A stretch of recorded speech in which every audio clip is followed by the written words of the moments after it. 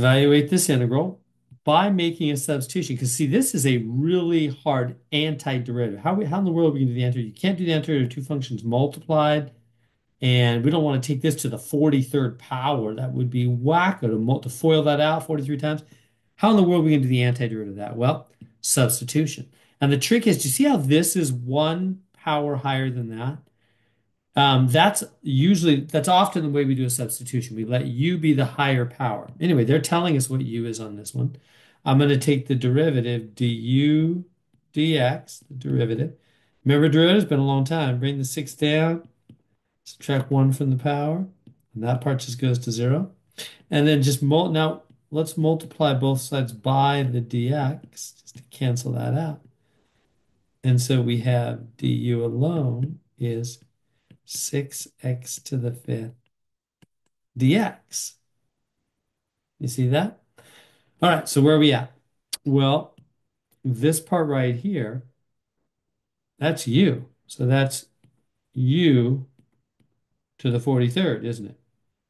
But what about the x to the 5th dx? Well, x to the 5th dx is right here. If we could just get rid of that 6, so let's do it. We can do that.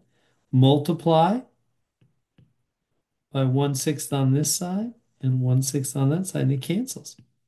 So 1/6 du is x to the 5th dx. X to the 5th dx. X to the 5th dx is what? 1/6 du. 1/6 du. So now our integral becomes 1/6. In fact, actually, we like to put the constant numbers, just stick them in the front of the integral because they're not really doing anything, right? And then this part in the middle is u to the 43rd. Do you see what just happened there? I just replaced everything. They told me to let u be x to the 6 minus 6. So x to the 6 minus 6 to the 43rd became u to the 43rd. Then we had this x to the 5th and dx. Well, when I took the derivative of this and multiplied by the dx, I got du is x to the 5th dx times 6. Get rid of that 6, multiply by 1/6 on both sides. So 1/6 du is x to the 5th dx. So x to the 5th dx, whoops, x to the 5th dx is replaced by 1/6 du, 1/6 du. Doesn't matter where it's at, front, back, whatever. And now why is that so great? Well, because now that's easy. We can do the antiderivative of that piece of cake. How do you do the antiderivative?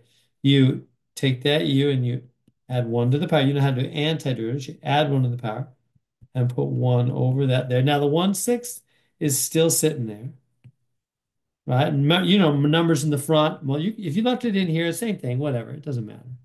Just numbers multiplying and derivative integral, they just sit there. Right? See what I did there then? I just added 1 to the power and then put 1 over that in the front. Okay. And the integral symbol's gone. I did the integral. Whenever you add 1 to the power and divide by that, you did the integral. So the integral and the du vanish. I did the integral. I did the anti.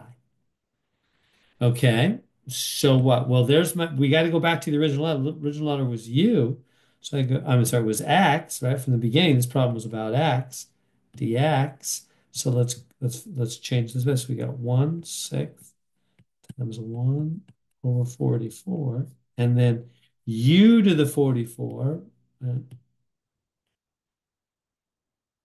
becomes what? What was u? U was x to the 6 minus 6. There it is. There's our answer, plus a constant. These two would multiply. You can multiply and leave them separate to be, what's that, 240, 24, 264. Yep. You can make it 1 over 264. Just leave it the way I've got it. Same thing. There we go. We were able to integrate to find the antiderivative of this terrible function by doing a wise u sub, letting u be the higher power. So when you have a x to the 6th and x to the 5th, let u be the higher one, then the derivative always comes down 1. You subtract 1 from the power. So that'll be the other part. That's how it works.